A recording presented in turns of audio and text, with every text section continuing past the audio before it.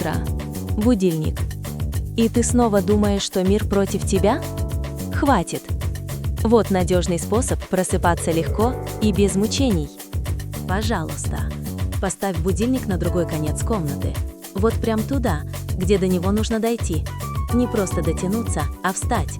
Квест «Выключи будильник» выполнен, и ты уже на ногах. Профит? Вот так. Никаких больше страданий по утрам. Просыпайся легко, и пусть твой школьный день будет супер. А какие у тебя есть лайфхаки? Пиши в комментариях.